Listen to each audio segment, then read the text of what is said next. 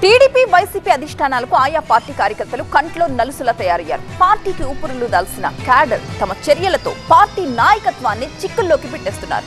ఏకంగా పార్టీ అధినేతలే స్పందించేలా చేస్తున్నారు కొంతమంది కార్యకర్తలు. ఏపీలో ప్రధాన పార్టీలకు తలనొప్పిగా మారారు కొందరు కార్యకర్తలు.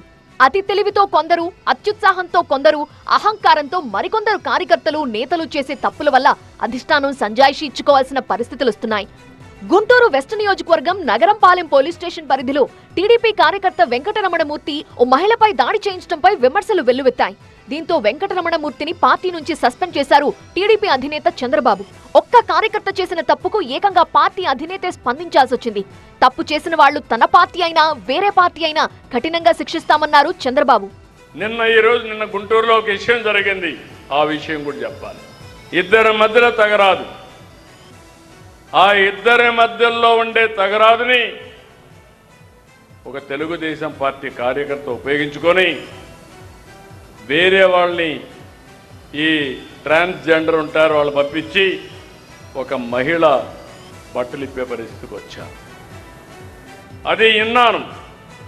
ఇది నేరం, ఎవరు చేసినా తప్పే. ఇమ్మీడియట్గా అతన్ని పార్టీని సస్పెండ్ చేయడమే కాకుండా అరెస్ట్ చేయమని ఆదేశాలు ఇచ్చారని మీ అందరికీ ఇన్ఫర్మేషన్ ఇస్తున్నా. అక్కడుండే ఆఫీసర్లు కూడా ఉదాసీనంగా ప్రవర్తించారు. వాళ్ళు కూడా ట్రాన్స్ఫర్ చేయమన్నా. చట్టాన్ని ఏ వ్యక్తి కూడా తన చేతల్లోకి తీసుకోవడానికి వీలు లేదు. అది నావాడైనా పరవాయుడినా ఎవరైనా ఒకటే. గతంలో టీడీపీ కార్యకర్తలు అత్యుత్సాహంతో మహిళల్ని కించపరుస్తూ పెట్టిన పోస్టుల విషయంలోనూ అధిష్టానం సీరియస్ అయింది. సొంత పార్టీ కార్యకర్తల్ని అరెస్ట్ చేయించాల్సి వచ్చింది. మరోవైపు వైసీపీ అధినేతకు కూడా ఇలాంటి తలనొప్పి తెచ్చిపెట్టారా పార్టీ నేతలు. మాజీ మంత్రి సీదిరి అప్పలరాజు కుమారుడు 6వ హిట్ అండ్ రన్ కేసు ఏపీలో దుమారం రేపింది. శ్రీకాకుళం జిల్లా కాశీబుగ్గలో అతివేగంతో బైక్ నడిపి గొర్రెల కాపరి దానయ్య మృతికి కారణమయ్యాడు 6వ. తన కుమారుణ్ణి తప్పించేందుకు అప్పలరాజు వేరే యువకుడిని కేసులో ఇరికించే ప్రయత్నం చేశాడు అనే విమర్శలు వచ్చాయి. మృతుడి బంధువులు సీదిరి తీరుపై ఆగ్రహం వ్యక్తం చేశారు. మరోవైపు ఈ కేసులో 6పై హత్య కేసు నమోదు చేయాలని ప్రభుత్వం కుట్ర చేసిందన్న వైఎస్ జగన్ వ్యాఖ్యలపై కూటమి నేతలు విమర్శలు గుప్పించారు. భీమవరంలో ఆక్వా రైతులకు మద్దతుగా వైసీపీ సభ నిర్వహించింది. ఈ సభలో రప్పారప్ప ప్లకార్డులు చర్చనీయాంశమయ్యాయి. రాజారెడ్డి రాజ్యాంగంలో రప్పారప్ప అంటూ ప్లకార్డులు ప్రదర్శించడంపై విమర్శలు వెల్లువెత్తాయి. అది పరామర్శ సభ లేక దండయాత్ర సభ అని హోంమంత్రి అనిత వైసీపీపై విమర్శలు గుప్పించారు.